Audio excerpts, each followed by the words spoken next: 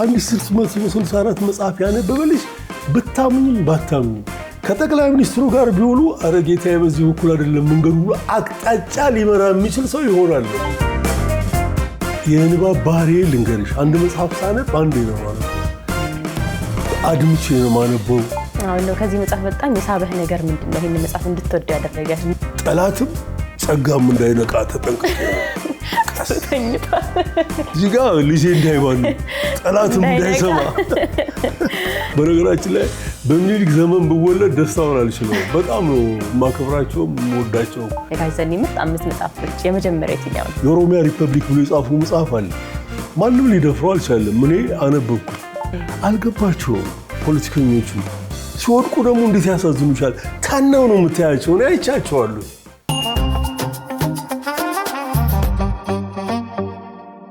ቅድሚያ ጥሪና አክብረህ እዚህ ስለመጣህ እንግዲህ ስለሆንክ ስላገኘሁህ በጣም ደስ ብሎኛል። እንኳን ደህና መጣህ። እንኳን ደህና ቆየሽኝ። እንግዲህ ዛሬ ያንተን ምርጥ 5 መጽሐፍቶችን እንመለከታለንና በእውነቱ ያንተ ምርጥ 5 መጽሐፍቶች ምን እንደሆኑ ለማወቅ በጣም ጓጉቻለሁ። ወደዛ ከማለፋችን በፊት ግን እስኪ ፕሮግራማችን ከመጽሐፍት ዓለም ነውና ከመጽሐፍት ዓለም በዓለም ዙሪያ ምን አለ፣ ምን አዲስ ነገር አለ ከሚለውን ጀምር። አሁን በቅርብ ዌብሳይት ላይ ካነበብኩት በ32 ሚሊዮን ርዕስ መጽሐፍ ተጽፏል። 32 ሚሊዮን ማለት 32 ሚሊዮን ደራሲያን አሉ ማለት አይደለም። አንዳንዱ ጣምራ ብዕር ይሆናል። ፈረንጆች እንደዚያ ይጽፋሉ። በጋራ ያጠኑና 2ም 3ም ሆኖ ሊሄድ ይችላል ይጽፋሉና በርዕስ ደረጃ በ32 ሚሊዮን መጽሐፍ ተጽፏል። አንድ ሰው በህይወት ዘመኑ ጥሩ አንባቢ ነው የሚባል በቃ የመጽሐፍት ቁራኛ ነው ተብሎ የሚባል ሰው 6000 ኮፒ ነው ሊያነብ የሚችለው ነው የሚለው። 6000 ኮፒ ነው የሚያነበው። እድሜ በጣም አጭር ናት። በነገራችን ላይ የሙሉ ጊዜ አንባቢ እንኳን ቢሆን ከ10,000 ከፍ ላይል ይችላል። የሙሉ ጊዜ አንባቢ ሆኖ ግን በህይወት ውስጥ የሚያጋጥመውን የተለያዩ የህይወት ፈተናዎችንም በመጓዝ ምን በማለት እንደዚህ የሚባክኑ ጊዜዎች ይኖራሉ። እዛ መሃል ግን በዲሲፕሊን ስራዬ ብሎ ያነበበ ሰው 6000 ኮፒ ነው የሚያነበው። የመጀመሪያ አንባቢ መጽሐፍት በሚያነብበት ጊዜ የመገለጥ አለ። የሚገለጥልሽ ነገር ህይወትን የምታይባት አቅጣጫ አለ። በሚደንቅ መልኩ የምታይበት አቅጣጫ ደግሞ የሚገለበጥና ሌላ ተአምር እንድታይ የሚያደርግሽ የመጀመሪያዎቹን 30 መጽሐፍት ስታነቢ ነው። የመጀመሪያዎቹን 30 መጽሐፍት ስታነቢ ቀደም ብሎ ታስብ የነበራቸው ሀሳቦች፣ ቀደም ብሎ ታምኝባቸው የነበሩ እውነቶች ሁሉ ይገለበጣሉ። ለካ እንዲህ ነው ብለሽ እንድታስብ ያደርጋል። ጎርኪ የተባለ ደራሲ ምን ይላል?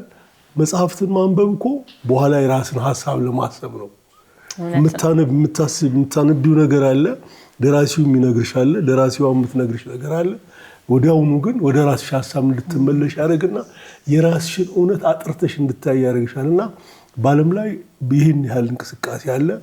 መጽሐፍት ህትመቱ ምኑም ምን እንደሆነ እንግዲህ ስትጠይቀኝ አወራሻለሁ። አለበለዚያ ወደዚህ መመለስ እንችላለን። መልካም፣ እሺ እንመለስበታለን ወደዚህ ጉዳይ። አሁን ደግሞ እስኪ የጋሽ ዘኒ ምርጥ 5 መጽሐፍቶች የመጀመሪያ የትኛው ነው እንጀምር? የመጀመሪያ መጽሐፍ ፕሮፌሰር ሽብሩ ተድላን ነው። ፕሮፌሰር ሽብሩ ተድላ ከጉርዜ ማርያም እስከ አዲስ አበባ በሚል ርዕስ የህይወት ጉዞና ትዝታዬ የሚል መጽሐፍ ጽፈውልናል። ይህ መጽሐፍ ለህትመት የበቃው በ2008 ነው። የዛሬ 10 ዓመት ገደማ መሆኑ 2008 ከሆነ አሁን 18 ነው እና 195 ብር ነበረ ዋጋው። የገጽ ብዛቱ 488 ነው። ከዚህ ላይ አንባቢያን ፍላጎታቸውን ለመኮርኮር አንድ ነገር ብቻ ነው የማወራው። ሙሉ የፕሮፌሰሩን ልምድ ነው እዚህ ላይ የሚጽፈው። ከመጡበት ጎጃም፣ ከጎጃም አዲስ አበባ፣ ከአዲስ አበባ ደግሞ ሌላው ዓለም ላይ ሄደው ተምረው በህይወት ዘመናቸውን በሙሉ አዲስ አበባ ዩኒቨርሲቲ ነው ያገለገሉት። ትልልቅ ጥናቶችን አጥንተዋል። ቀልባቸውን ስነ ግጥም ነው የሚስበው። አሁን ባለሳሳት 86 ዓመት ይሆናቸዋል ፕሮፌሰር ሽብሩ። ባለፈው ዓመት ልደታቸውም ሰብሰብ ብለን አክብረው ስለነበር ነው። እዚህ ላይ ልጅ ሆኖ ይመኙ የነበረው ነገር ምንድነው? አንድ ቀን እንደምሸፍት አውቃለሁ ይላሉ። መሸፈት ጎጃም በተለያየ ምክንያት ሸፍት ነበር። እሳቸው ወደዚህ ምድር የመጡት 1930ዎች ውስጥ ነው። 30ዎች ውስጥ በላይ በቀለ ተሰቅሏል፣ በላይ ዘለቀ ተሰቅሏል፣ ሌሎች በደሎችን በጎጃም ሕዝብ ላይ ደርሰዋል። ስለዚህም አንድ ቀን እሸፍታለሁ እያሉ ነው አዲስ አበባ የመጀመሪያ ደረጃ ትምህርታቸውን እንደጨረሱ አሁን ኮተቤ ቀዳማዊ ሥላሴ ኮተቤ ትምህርት ቤት ነው፣ ሃይስኩል ነው። እዛ ነው የተመደቡት። አሁን ኮተቤ የትምህርት ዩኒቨርሲቲ ተብሏል። ያ ትምህርት ቤት እዛ የመጀመሪያ ደረጃቸውን የተማሩ ከመጽሐፍ ጋር ተዋወቁ። ከመጽሐፍ ጋር ሲተዋወቁ ማንበብ አሁን ትልቁ ነገር በልጅነቱ ልጅ ከተያዘ ጥሩ አንባቢ ይወጣዋል። በተለይ ደግሞ ልጅ ሆኖ አንባቢ መምህር ካጋጠመው ድንቅ አንባቢ ነው የሚወጣው።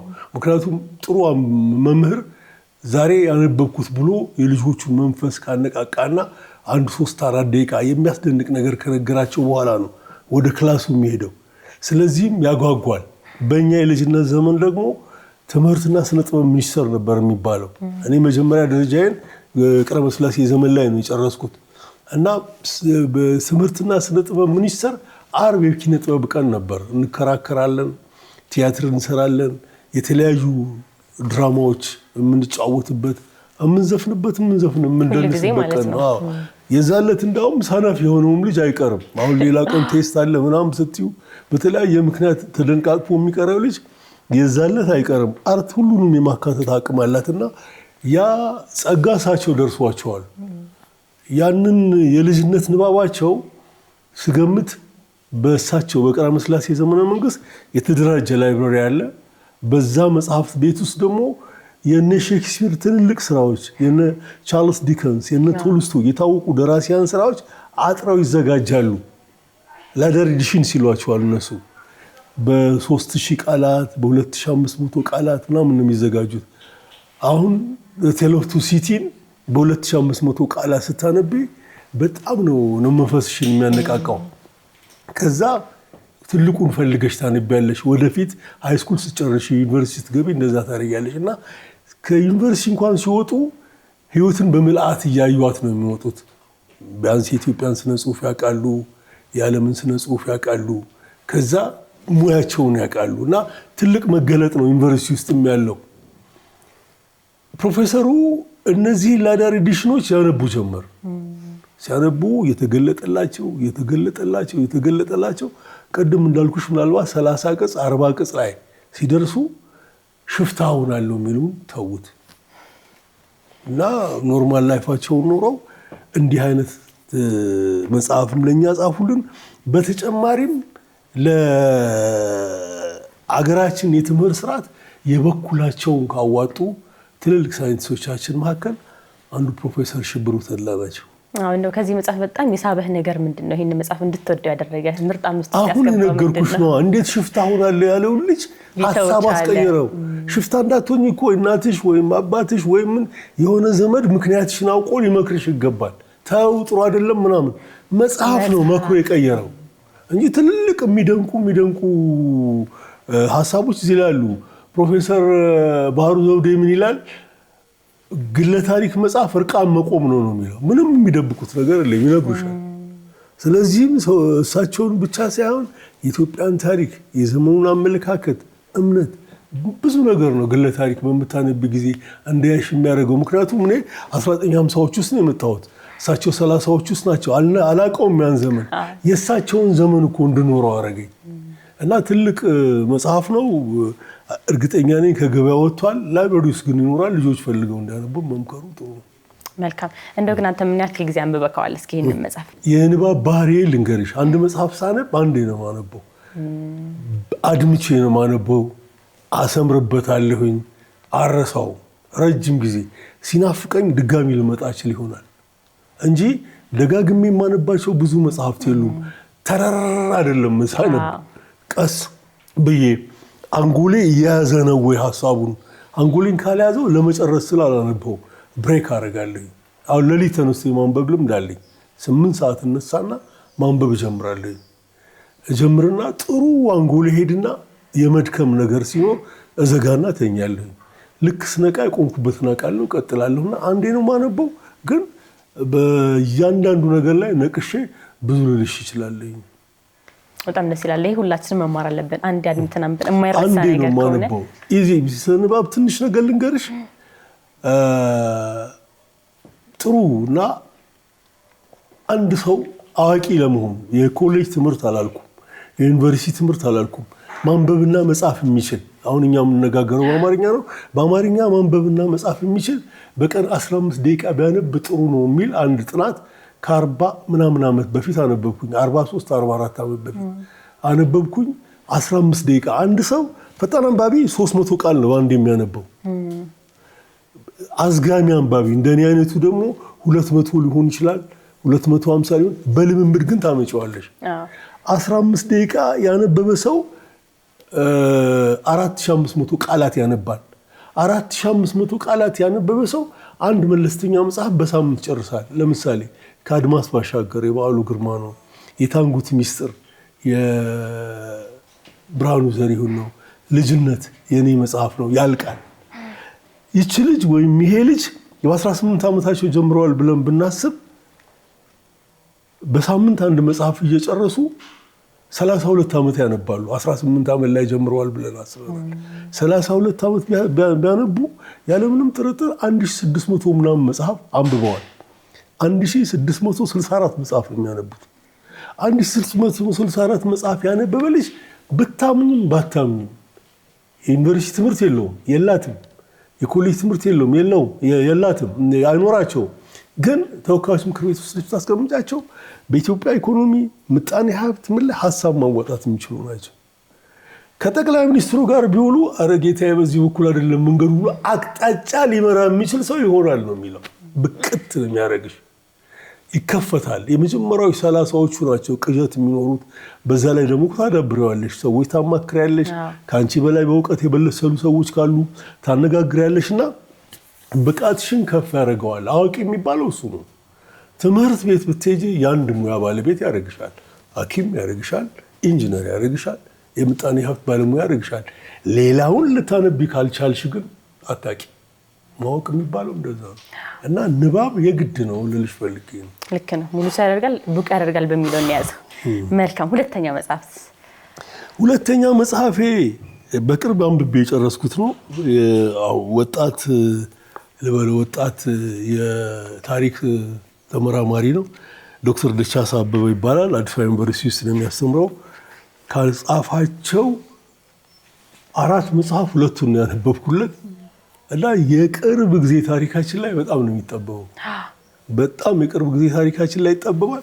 አሁን ይህንን የዳግማዊ ምኒልክና የታሪክ ፖለቲካ በሚል ርዕስ የጻፈውን መጽሐፍ አንድ ሰው ቢያነብ ይህንን ማንበብ በታሪክ ንባብ በሰል ያለ ቢሆን ይመረጣል። በሰል ያለ ሲመረጥ በሚያነብበት ጊዜ ቀድሞ ታሪክን ያይበት የነበረ ነገር የሚያስቀይርሽ ነው። ይገለበጣል። ቅድም እንዳልኩት በደንብ ነው የሚያጠራልሽ። ታሪክ ብሎ የሰጡን ነገር በሙሉ ታሪክ አይደለም። በደንብ ያጠራዋል። ከዛ በኋላ በሚነግርሽ ጊዜ ጉድ ነው የምትዩ። መልካም የሰሩ ሰዎች አሉ። አሁን ምኒልክ ትልቅ ሰው ናቸው ለኔ በኢትዮጵያ ታሪክ ላይ። እሱም ይለዋል እዚህ ላይ ምን ይላል? አንድ ቦታ ላይ ኢትዮጵያ እንድትቀጥል ኢትዮጵያዊነት ዘላለማዊ እንዲሆን ትልቁ መሰረት የጣሉት ምኒልክ እንደሆኑ ነው የሚናገረው። እሳቸው የአድዋውን ጦርነት ባያሸንፉ ከዛ በኋላ ዓለም በነገራችን ላይ ይላል ምኒልክ ገና ሲጀመር የጦር መሳሪያ በመሰብሰብ የሀገሪቱን ሉዓላዊነትና የራሱን ስልጣን መሰረት ባያደርግ ኖሮ ኢትዮጵያ የምትባል ሀገር ባልነበረች ኖሮ ይላል። አድዋ ላይ ያሸነፋቸው ከዛ በኋላ ቆሙ እንጂ እስከሳቸው ረፍትም በኋላ ብዙ የሚቀራመቱብን ነገሮች ነበሩ። አሁን የማስታውሰው ኢያሱ ነው ወደ ስልጣን የመጣው። ከዛ በኋላ ተፈሪ መጡ። በሁለቱ መሃል ሽኩቻ ሲነሳ እነሱ በአንደኛ ዓለም ጦርነት ተወጠሩ። በአንደኛ ዓለም ጦርነት ተጥረሱ ስለነበሩ ኢትዮጵያ ላይ ማተኮር አልቻሉም እንጂ ከምኒልክ ሞት በኋላ ኢትዮጵያን በእነሱ ቁጥጥር ስር አድርገው ሊቀጥሉባት ነበር። የሚገርመው ማንም ቦታ ላይ ተጠቅሶ አይቻላቅም። በቅርብ ጊዜ ካነበብኩት አንድ ማቴሪያል ላይ ኢያሱን እናግዝህና አሉ። እነሱ እዛው ጥረቱ ስለነበሩ እዚህ ከተፈሪ ጋር እንዲዋጉ ነው። እናግዝህና ወደ ዙፋንህን መልስ ሲሉት ዙፋኑ ላይ የተቀመጠው ወንድሜ ነው ያለው። ለእኔ በጣም ተአምር ነው። ይሄንን እንኳን በዘመናቸው ራሳቸው ቀዳማዊ ሥላሴ ክሬዲት ሊያሰጡት ይገባ ነበር። ያን አላረገምና የኢትዮጵያን የቅርብ ጊዜ ታሪክ እየመረመረ ዶክተር ደቻሳ በዘር የሚያስቡት ሰዎች ምኒልክ እንዴት ያዩታል ያሳይሻል። በህብረ ብሔር የሚያስቡት ሰዎች እንዴት ያዩታል ያሳይሻል። ዲሴት ትደነቂያለሽ። እና በጣም እየገረመኝ እያረፍኩ አንብቤ የጨረስኩት መጽሐፍ ነው። ማናቸውም ሰዎች እንዲያነቡት ጋብዛለሁ እና ከራስሽ ጋር እንድትመክሪ ያደርጋል። ከዛ በኋላ ደቻሳ የጻፈውን መጽሐፍ እያሳደዱ ማንበብ የግድ ይሆናል። አንዳንዱ ሾክ ሊያደርግሽ ይችላል። ምንድን ነው የጻፈው ምናምን። አሁን ርዕሱ ላይ የኦሮሚያ ሪፐብሊክ ብሎ የጻፈው መጽሐፍ አለ። ማንም ሊደፍረው አልቻለም። እኔ አነበብኩት። ካነበብኩ በኋላ አንድ ጓደኛዬ ይሄን ታነበው ይገባል አልኩት። ርዕሱን አየውና ዘገነነው። ኖ ወይ እኔ ፍራንክ አለኝ ልክፈልልህ ስለው ለዛውም ድንገት ያገኘው ሰው ልግዛልህ ስለው አትገዛልኝም፣ ግን እርግጠኛ ነኝ ረጅም ጊዜ ይፈጅበታል ለማንበብ እና ይጽፋቸው የነበሩ በዚህ የቅርብ ጊዜ ታሪካችን ላይ ሆኖ እንነታረክባቸው የነበሩትን ጉዳዮች በታሪክ አዋቂነት አጥርቶ ያሳይሻልና እኔ የመማር ያህልን ነው ይህን መጽሐፍ ወድጄ ያነበብኩት። በጣም ደስ ይላል። እስኪ አሁን ደግሞ ከመጽሐፉ ትንሽ ረፍት እንውሰድና እያንዳንዱ ሰው የማንበብ ልምዱ ይለያያልና በተለይ አሁን ደግሞ ዲጂታል ሚዲያው እየመጣ ስለሆነ ብዙ ሰው እንደው በስልኩ የሚያነባል። አንተ እዚህ ላይ ምን አስተያየት አለ? በስልክ የተለያዩ መጽሐፍቶች ይነበባሉ። ከደራሲያን ጋር ተያይዞ ያንተ ሀሳብ ምንድን ነው? የለም እኮ አንባቢ የለም እኮ አሁን እኛ ጋር ጥሩ መጽሐፍ የጻፈ ሰው አንድ ወዳጅ አሁን በራሴ መጽሐፍ ልንገርሽ አይፓሲስ የሚል የወግ ስብስብ አለኝ። 2014 ላይ ነው ገበያ ላይ የዋለው። ይሄ አዛውንቱ ወዳጄ ዘነበ አለኝ። አቤት አይፓሲስን ስንት አሳተምከው አለኝ። 5000 ኮፒ ብቻ ነው ጋይሳሌ አልተሸጠም እኮ 5000 ኮፒ ብቻ ነው ስለ እንዴ ተመስገበል 5000 ኮፒው ተሸጦ አልቋል። አዎ አልቋል ጋይሳሌ ስለ አንተ በቃ ተመስገበል እንዴ አርፈው ወደሚቀጥለው ስራ ሄድ ያለኝ። 5000 ኮፒ ብርቅ ነው። ሌላው ዓለም ላይ ሄሚንግዌይ ምናምን እያልሽ ለዛውም የዛሬ 50 እና 60 ዓመት ሄደሽ ፍቲ ተአምር ነው የሚሆነው። እኛ ጋር ስትመጪ ብዙ ነው መጽሐፍ ያለበት ችግር፣ ዋጋ መወደድ፣ ወረቀት የዶላር ያህልን ነው ክብደት ያለው። የሚያሳዝነው መጽሐፍ ይቀረጣል 15% ከመቶ ቀረጣለው። እንደዚህ ስትይ የመጽሐፍ ዋጋ ይጨምራል። አሁን እነዚህ የድሮ ዋጋዎች ናቸው። እርግጠኛ ነኝ አሁን ይሄንን 500 ብር ካገኘሽው ጥሩ ነው። ይሄ የመጀመሪያ ዋጋ 70 ብር ነው። 70 ብር ነው እና የፕሮፌሰር ሽብሩ ራሱ 100 ምናምን ብር ነው። 195 ብር ነው። እርግጠኛ ነኝ 200 ይበዛል ምናምን ብለው ነው እርግጠኛ የሚሆነው እና ግን አሁን ይሄ 1300 ድረስ ነው እና አየሽ ድሮ አሁን መምህራኖቻችን ያነቡና እኛን አንባቢ ያደርጉናል። እኔ ልጅ ሆኜ ያጋጠሙኝ መምህራን በጣም ታድያለሁ። አንድ ደረጃ በቃ በጣም አሪፍ መምህራን ያጋጠሙኝ በደንብ ነው አይነ ጥላዬን የገፈፉት። ያሁኑ መምህራን አይነ ጥላሽን መግፈፍ አይችልም። ምክንያቱም መጽሐፍ ሽብር ተገዝቶ አንብቦ እንዴት ነው እንትን የሚለው እና በጣም ኃይለኛ ፈተና ላይ ያለ ችግር ነው። እኔ አሁን ልጅ እያለሁኝ ሲኒማ ነው ባለጌ ያደርጋቸዋል ተብሎ ይወቀስ የነበረው። ከኔ በኋላ የመጣው ትውልድ ደግሞ ቪዲዮ ነው ጠላቱ ተብሎ የሚባለው። ያሁኑ ደግሞ ዋይፋው ነው። ዋይፋ ደግሞ በየቤቱ አለ።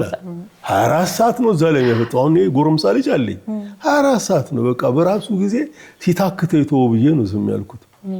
እና ከንባቡ ጋር ያለን ሪሌሽን ብዙ ነው። ቴክኖሎጂው የኛን አይደለም ጉዳዩን የፈጠሩትን አውሮፓውያንና አሜሪካኖችን ማሰራቸውን እያሳያቸው ነው። እና ጥንቃቄ ይፈልጋል። ምናልባትም አሁን ንባብ ላይ ስለሆነ የምናወራው መምህራኑ ቢያተግቧቸው ቀደም ብለን ተናግረናል። ወላጆች ደግሞ ራሳቸው አንባቢ ካልሆኑ ልጆቻቸው እንዴት ያነባሉ? እነሱ ሳሎን ቴሌቪዥን ወይም የሆነ ፊልም እያዩ መኝታ ቤት ወይም ደግሞ የጥናት ክፍል ካላቸው እዛ ግቡና አንብቡ ይቻላል ወይ? አባት መሳተፍ መቻል አለበት። ከልጅሽ ጋር እኮ አንብበሽ ግር ያለውን ነገር ስታብራሪለት ልጅ ደግሞ ሲገለጥለት ከተወሰነ ጊዜ በኋላ ቁጭ ብለሽ ከራስሽ ጋር ስትመክሪ እጅግ በጣም ያስደስትሻል። የሚገርመው ስልክ ነው የሚሰጠው ለልጅ ራሱ ስልክ ነው የሚሰጠው። አሁን ሞባይል ስልክ ነው ማለት ደግሞ ልጆት ፋታ እንዲኖር ይፈልጋሉ። አዎ እቺ ትሎት እቺ እንትን እንዳታመልጦት ምናምን እያለ ያስተዋውቃል። ነጋዴ ነው እሱ። ይሄኛው ደግሞ ግልግል ነው ብሎ ነው የሚሰጠው። ልጅ ነን ስቶፕ ነው የሚጠይቀው። የሚጠይቀውን ደግሞ አይረሳው። ልክ ሲያድግ አባቴ እንዲህ ብሎ ነበር እናቴ እንዲህ ብላኝ ነበር ኮመን ነው። እኔ ብዙ ጊዜ እናቴን ጠቅሳታለሁ። ብዙ ጊዜ ጠይቃት ነበር፣ ሳታክት ነበር የምትመልስልኝ። አንዳንዶቹ ትክክል ናት፣ አፈ ታሪኮች ናቸው። አንዳንዶቹ ሰምታቸው የነገረችኝ ናቸው። አንዳንዶቹ የታሪካችን አካሎች ናቸው። አንዳንዶቹ ኦሪጂናል ናቸው ሀሳቦቹ። እና ብዙዎቹ ያጋጥምሻል። ዌብሳይት ላይ ገብተሽ ረቢዎች፣ ረቢ ማለት የአይሁድ ካህን ነው። ረቢዎቹ የተለያየ ርዕሰ ጉዳይ ያሉ፣ በተለይ ቢዝነስ ላይ ያወራሉ። እያወራልሽ ይሄን ጉዳይ አባቴ ነግሮኝ ነበር ይልሻል። 80 ምናምን ዓመት ሆኖታል። አባቱ ሪፈረንሱ ነው ማለት ነው። እና ልጅሽ ወደዚህ ምድር እኮ ያመጣሽው አንቺ ለራስሽ ጣጣ ስትንጎዳጎጂ ነው። እኔም ያን ሳረግ ነው። ከዛ በኋላ ከመጣ በኋላ ተጠንቀሽ እኮ ማሳደግ መቻል አለብሽ። ልክ ነው። እና ያ ነው ለወላጆች መንገር ያለብኝ ነገር።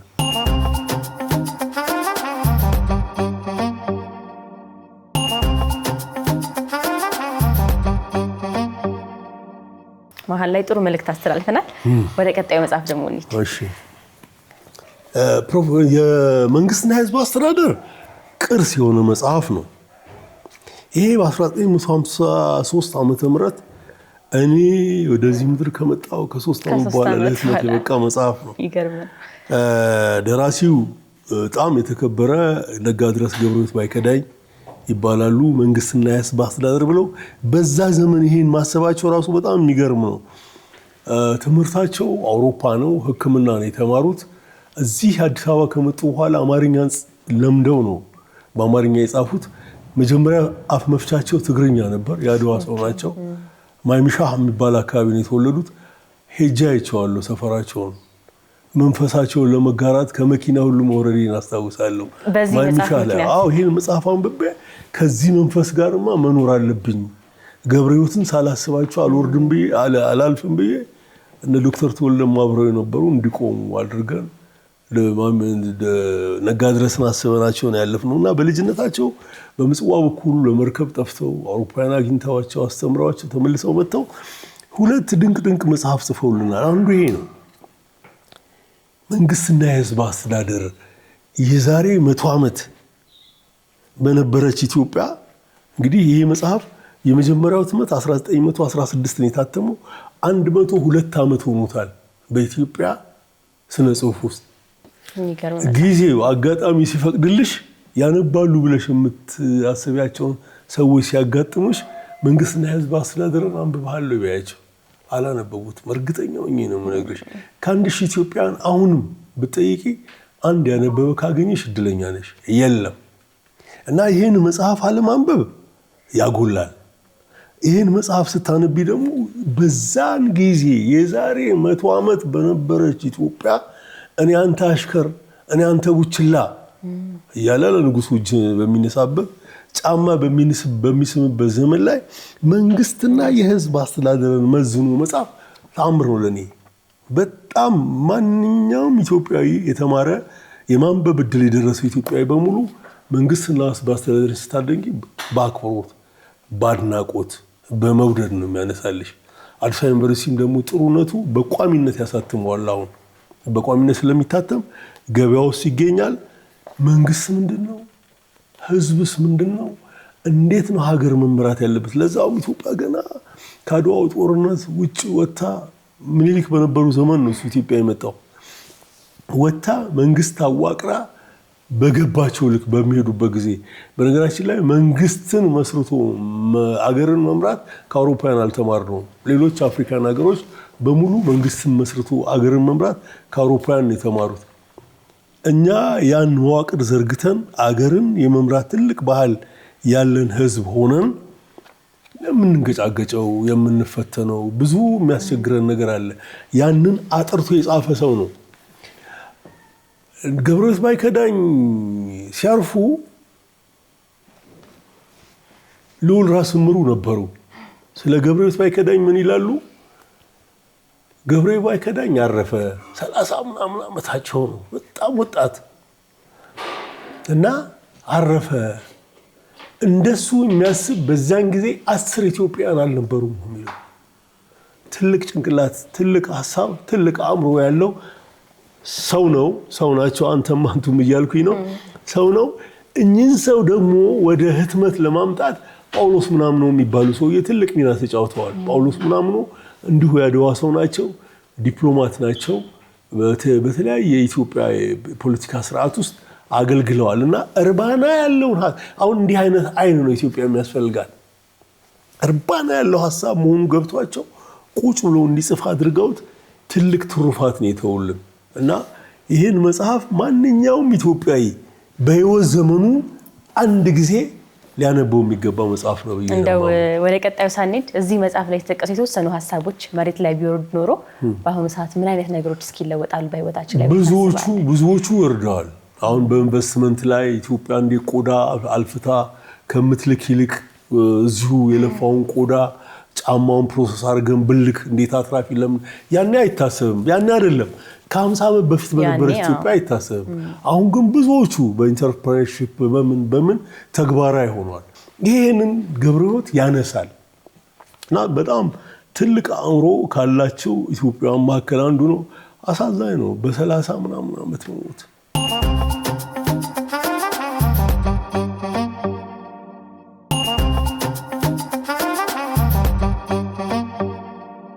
ይሄን መጽሐፍ አንስተን ብዙ ነገሮች እንዳሰናል እስኪ አሁን ደግሞ ወደ ቀጣዩ መጽሐፋችን እንለፍ ታላቁ ጥቁር ነው በነገራችን ላይ በሚኒሊክ ዘመን ብወለድ ደስታውን አልችልም በጣም ነው ማከብራቸው ሞዳቸው የጥቁር ኢምፔሪያሊዝም ይሏቸዋል ለቻሳ መጽሐፍ ላይ ነጮች ናቸው አይደለኛን ይገዙን ወይ ሊገዙን የሞከሩት እኛን ስል ጥቁር ወንድሞቻችንን ምን ሚኒሊክን ማሳጣት የሚችሉበት ቦታ ሲያጡ የጥቁር ኢምፔሪያሊዝም ይላሉ እኔ ደግሞ አይደለም እኔ ዘነበውላ በሱ ዘመን ብወለድ ደስታውን አልችልም ሚኒሊክን አይደለም እዚህ ላይ አጉልቶ የሚያሳይሽ በ1903 የዛሬ 123 ዓመት ከአሜሪካኖች ጋር የጀመርነውን ዲፕሎማሲያዊ ግንኙነት ነው የሚያሳየው የመጀመሪያው አሜሪካዊ እዚህ ይመጣል ሮበርት ስኪን ይባላል ድንቅ የሆነ ዲፕሎማት ነው በህይወት ዘመኔ ዝንባሌ ዲፕሎማት አልሆነም እንጂ ዲፕሎማት ቢሆን የሮበርት ስኪንን መንገድ ነው የሚሄደው ፖለቲካውን ኢኮኖሚውን ማህበራዊ ጉዳዩን ብቻ አይደለም ኢትዮጵያ ውስጥ ያሉ አበቦች የሽምብራ የስንዴ ዘር ሁሉ ይዞ ይሄዳል ኢትዮጵያ ከገበያው ላይ የምትገዛው ምንድነው የአሜሪካን ምርት ነው ለካ ብዙ ጊዜ እንጠቀም የነበረው 19ኛ ክፍለ ዘመን መጀመሪያ በኋላ እንግዲህ ሁለት ዓለም ጦርነት ከተጠናቀቀ በኋላ የካኪ ነው የምንጠቀመው ካኪው የአሜሪካን ምርት ነው ግን በሁለተኛ ወገን ነው የሚደርሰን ዳይሬክት እንዲደርሰን ይፈልግ ነበር ሮበርት ስኪን እና ብዙ ነገር ነው እዚህ ላይ የምታየው አሜሪካን በዛን ጊዜ የዛሬ 123 ዓመት 75 ዓመቷ ነው እንደማንኛውም ሀገር በፕሬዝዳንት መመራትን የጀመሩት እነሱ ናቸው ብዬ ነው ማምነው በዛን ጊዜ 75 ዓመቷ ነው ከሚኒሊክ ጋር ዲፕሎማሲያዊ ግንኙነት ሲጀምሩ እንደማንኛውም ሀገር ፍርሃት ነበረባቸው ፈርስ ይሆን ወይ የሚል ስጋት ሌሎች የአሜሪካን ታሪክ ላይ ሳነብ ዩኒፎርማቸውን እንኳን ሲነግሩ ይሄ እኮ ከፈረንሳይ ዩኒፎርም አያንስም የምናደርገው ጫማ ምናምን ወታደሮቻቸው ይላሉ ኔቪው ላይ ሳነብ እኔ ባህር ኃይል አባል ነበርኩኝ ሁሉን ነገራቸውን ከሌላ ሀገር ጋር ብሎ ያወዳድሩ ነበር ዲፕሎማሲያዊ ግንኙነት ደግሞ ሲጀምሩ the most favored nation ነው ለኢትዮጵያ ያሉት እጅግ በጣም ለተከበረ ዜጋ ወይ አገር የሚገባ ዲፕሎማሲያዊ ዝምድና ብለው ነው የጀመሩት አሁን ያለች አሜሪካ እኮ ከአሜሪካን ጥቅም አኳያ ነው ዲፕሎማሲያዊ ሪሌሽኑ ምን ያህል የሰማይና የምድርና የተራራቀ እንደሆነ ገምች እዚህኛው ላይ ግን አቻሽ ሆነሽ ወንበር ስበሽ ትቀመጫለሽ እንዳውም በዘመኑ የነበረው ፕሬዝዳንት ቴዎዶር ሩዝቬልት ነው የአሜሪካን 27ኛ ፕሬዝዳንት በጣም ነበር የጓጓው በሱ የፕሬዝዳንትነት ዘመን ሚኒሊክ አሜሪካን እንዲጎበኙ በሌላ ጎኑ ስታዩ አውሮፓውያን ሚኒሊክ ሞቶ ኢትዮጵያን እንቀራመታታለን ነው ሚኒሊክ እያሉ ግን አሜሪካኖቹ በንግድ እንገናኝ እና እንትኖቹም ይወዱታል ሚኒሊክም ይወዱታል እነዚህ መሬት አይደለም የሚፈልጉት ንግድ ብቻ ነው ስለዚህ ከነዚህ ጋር መወዳጀት አለብን ይላሉ በጣም አክብረው ወደው እነ ሮበርት ስኪን ተቀብለው ለእያንዳንዳቸው ኒሻን ሰጥተው ነው የሸኟቸው ምኒልክ ላይ ይሄ ታላቁ ጥቁር ላይ ነው። ይሄ የኢትዮጵያና የአሜሪካን ዲፕሎማሲያዊ ግንኙነትን የሚያሳይ ፖለቲካ፣ ምጣኔ ሀብት ዝግኝነቱ እዛ ጀምሮ በደንብ መሰረት ይዟል። እንግዲህ ከዛ በኋላ ብዙ የሚያስደንቁ ታሪኮች ይዞ ታነቢያለሽ። አሁን የማስታውሰው ዊሊያም ኤሊስ የሚባል ጥቁር አለ። ዊሊያም ኤሊስ ጥቁር አሜሪካዊ ነው። ዘሩ ከኩባም ከምንም ጋር ይያያዛል። ሚሊዮነር ነው። ስለ ምኒልክ መጀመሪያ የሰማ ጊዜ መጽሐፍት ቤት ሄደ እና የአሮጌ መጽሐፍ መደብርን ከአሁን ሰዓት ኢትዮጵያ ላይ የተጻፉ መጽሐፍቶችን እንፈልጋለሁ አለው። በተደጋጋሚ እየሄደ ይጠይቅ ነበርና አሮጌ መጽሐፍ ጠያቂ ነጋዴው ስለ ኢትዮጵያ የሚጠይቁኝ እርሶ ብቻ ኖት ሲለው ከዚህ በኋላ ስለ ኢትዮጵያ በየቀኑ የምትሰማበት ቀን እየደረሰ ነው ያለው። አነበበ። በአንድ ጊዜ $3000 መጽሐፍ ነው የገዛው። $3000 የዛኔ ያሁኑ $300,000 ወይ $400,000 ልትዩ ትችላለች። ገዛ፣ አነበበ። በኢትዮጵያ ላይ ከፍተኛ ጋዜጣዊ መግለጫ ሰጠ። በእንግሊዝ ሀገር ውስጥ የነበረው ንጉስ የንግስ ስርዓቱ ይካሄድ ስለነበር ራስ መኮንን እንግዳ ሆኖ መጥተዋል። እሳቸው ለንደን ሄዶ አግኝቶ ምኒልክን ማግኘት ፈልጋለሁ እርሶን ሲላቸው ደስታውን አልችለውም፣ መጀመሪያ በእኔ በኩል ነው የምታልፈው፣ እኔ ሐረር ነው ግዛቴ፣ ከዛ ምኒልክ ጋር እልክሃለሁ አሉት። የወርቅ ሽጉጥ አሰርቶ ነው ምኒልክ ጋር ሄዶ የተዋወቃቸው። ብዙ ስጦታዎች ይዞላቸው ሄዷል። ኢትዮጵያን በከፍተኛ ሁኔታ በማንበብ አስተዋወቀ። ከዛ በኋላም ደግሞ ዩናይትድ ስቴትስ ከደረሰ በኋላ አንድሩ ካርኒጌ ሁሉ እንዲያውቅ። አንድሩ ካርኒጌ አሜሪካንን ከሰሯት ሚሊዮነሮች መካከል አንዱ ነው። ለሱ ምኒልክ ደብዳቤ ጽፈውለት ነበር። ያን ደብዳቤ ያደረሰ አንድሩ በጣም ነው ደስ ያለው። በትልቅ ፍሬም እንዲቀመጥ አደረጋለሁ። በቃ እንዲህ ያለ ብዙ ነገር ነው የተደረገውና እዛ ጋር ኢትዮጵያ የነበረችበት ሁኔታ በጣም ይገርመኛል። በዛው ቀጥለን ቢሆን ምኒልክ ብሎላቸው ሄደው ጎብኝተዋት ቢሆን ኖሮ ምናልባትም ጥቁር ኢምፔሪያሊዝም የሚሉ ሰዎች ይኖራሉ ወይስ አይኖሩም አላውቅም። እና ብዙ መጽሐፍ ብዙ ነገር የምትማሪበት ነው። ምኒልክም አስተዋይ ናቸው። ለእያንዳንዳቸው ኒሻን ሰጥተዋቸዋል። 2 አሟቸው የቀሩ የማሪን ኮማንዶ አባሎች ነበሩ። ጅቡቲ ነው የቀሩት። ምኒልክ 2 ኒሻኖችን እጃቸው ላይ ይዘው እነዚህን ደግሞ እዛ ቀርተዋል ላልካቸው ሰዎች ስጥልኝ ብለው ነው የሰጡትና አድርሰዋል። የማስታወስ ችሎታቸው በጣም ይገርመዋል። ሮበርት ስኪን እንዲህ አይነት መሪ ነበር የነበሩ። ሮበርት ስኪንም የሚገባቸውን ክሬዲት ሰጥቶ ጽፎባቸዋል።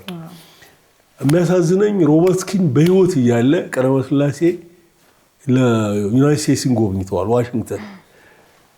እዛ የነበሩ ዲፕሎማቶች መረጃው ስለሌላቸው አልነገሩትም እንጂ ቢነግሩት ሮበርት ስኪን ቀዳማዊ ሥላሴ ቢያገኙት መልካም ነበር። ምክንያቱም ጣሊያን ስትወረን ለፍራንክሊን ዴላኖ ሩዝቬልት ሄዶ ያሳመናቸው እሱ ነው።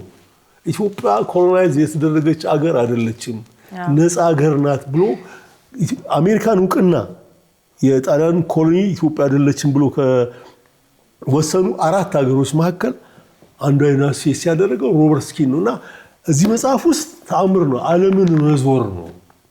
በተለይ ልብ አድርጊልኝ ወደኋላ ሄደሽ እኮ 123 ዓመት ወደኋላ ሄደሽ ነው የምታነቢው። ያን 123 ዓመት እኮ አንቺ ላይ ተጨመረ ማለት ነው። አልነበርሽም እዛ ጋር። ልክ ይሄን ስታነቢ ያለምንም ጥርጥር ምናምን ሆኖሻል። ልክ ከዚህ ይሄን መጽሐፍ አንብበሽ ስትጨርሺ 100 ምናምን 23 አይደለ 143 ዓመት ይሆንሻል ይሄን መጽሐፍ አንብበሽ ስትጨርሺ። ገርም ነው። በትንሽ እንኳን ሲነካ እንዲህ ከሆነ ውስጡ ደግሞ በሰፊው ታሪክ ብዙ ነው። እኔ አሁን እኮ ያልነካካሁት አለ። ምክንያቱም እዚህ ላይ ብቻ አይደለም የምናወራው። በጣም ይገርማል። በእርግጥ ማንነትንም ለማንነታችን መቆም የምንችለው ታሪካችንም ስናውቅ እንደሆነ በዚህ እየተረዳን ነውና እስኪ አሁን ደግሞ ወደ መጨረሻ መጽሐፋችን እንሂድ። የመጨረሻው መጽሐፋችን የጦር ሜዳ ውሎ ነው። ጃል ተስፋዬ ሀብተማርያም ናቸው የጻፉት። የህይወት ልምዳቸው ነው። ጃል ተስፋዬ ሀብተማርያም የህብረተሰባዊት ኢትዮጵያ ወደር የሌለው ጀግና ሜዳሊያ ተሸላሚ ናቸው። 2 ሰው ነው ይህንን ሜዳሊያ ተሸለመው። ኮሎኔል መንግስቱም ይህን ተሸልመውታል። የእሳቸውንም ማወራው ነገር አይኖርም። የጀነራሉ ውሎ ግን እዚህ ላይ ይህንን ወታደራዊ ጉዳይ ያነበበ ሰው ይረዳዋል። ምን አይነት መስዋዕት ከፍለዋል፣ ጠላትን እንዴት ታግለዋል፣ የጠላትን በር እንዴት ሰብረው ወጥተዋል። ታየዋለሽ። ናቅፋን ሰብሮ ከወጣ ወታደሮች መሃል አንዱ ናቸው።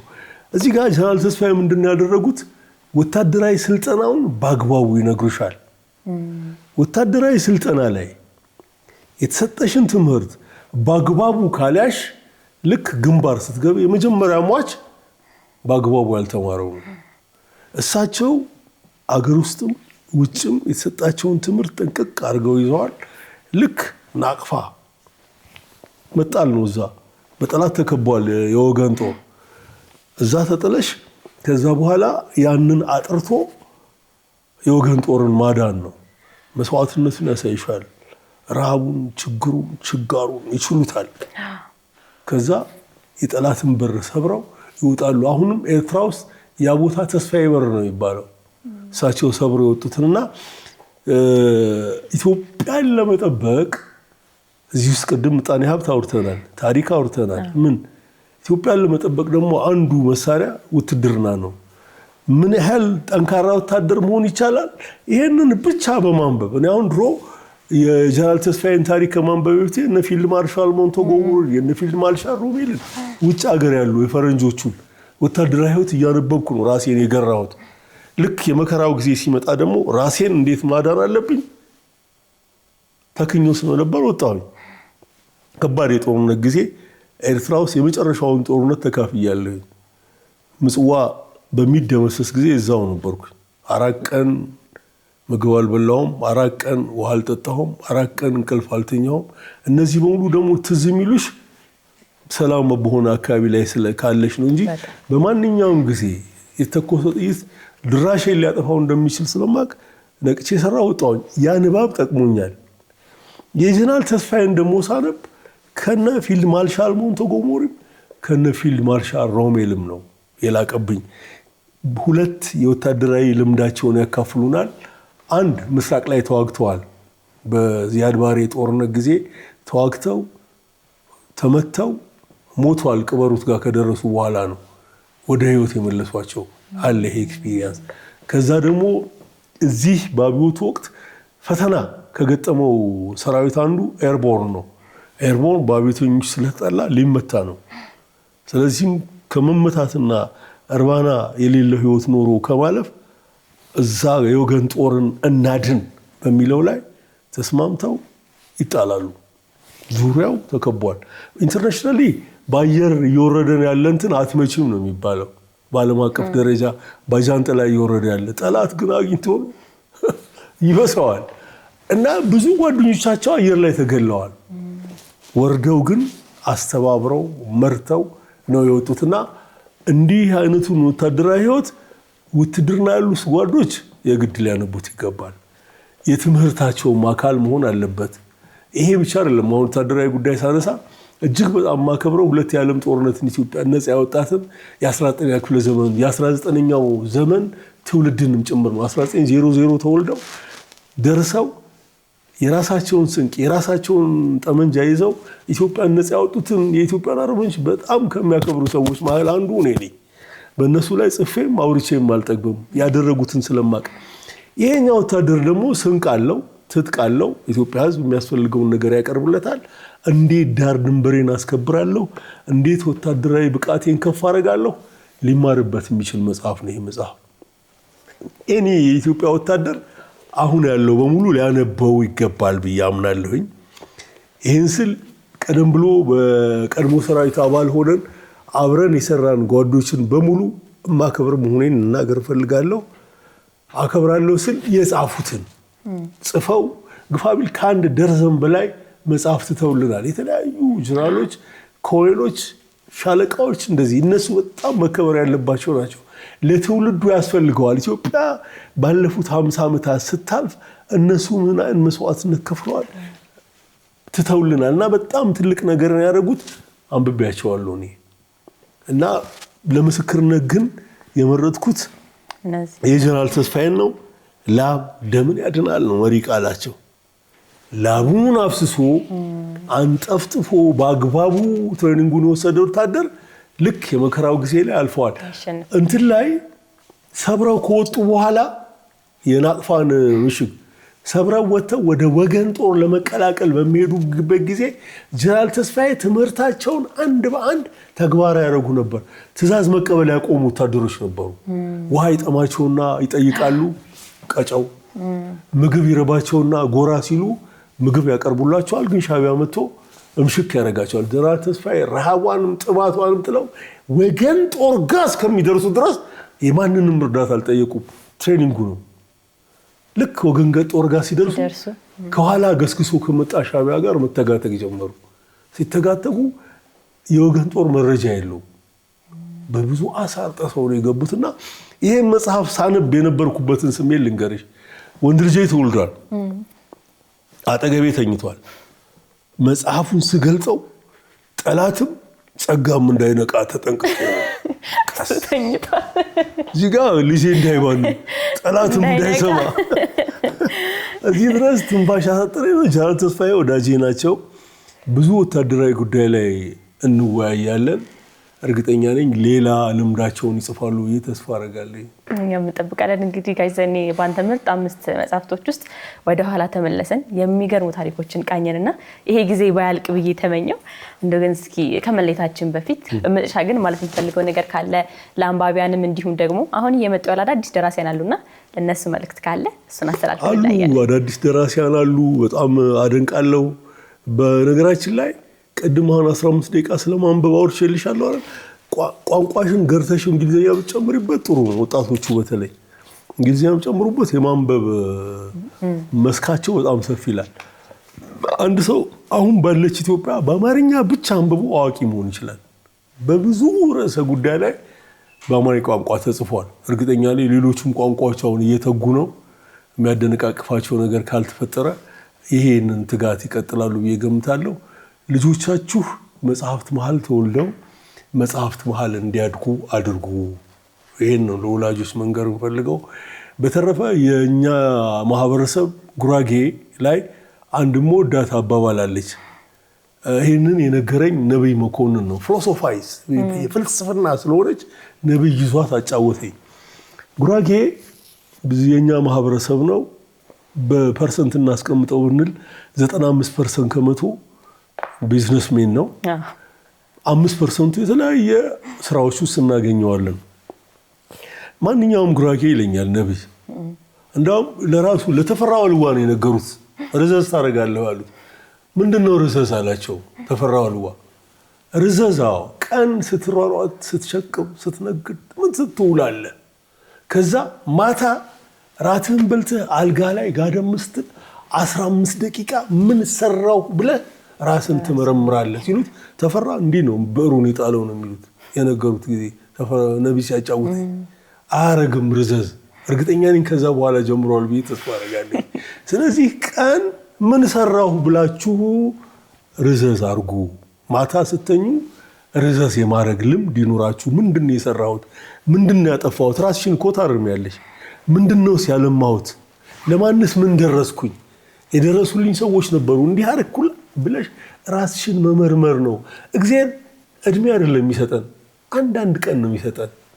ማታ ምን እንደምንሆን ከእግዚአብሔር በስተቀር የሚታወቅ የለም።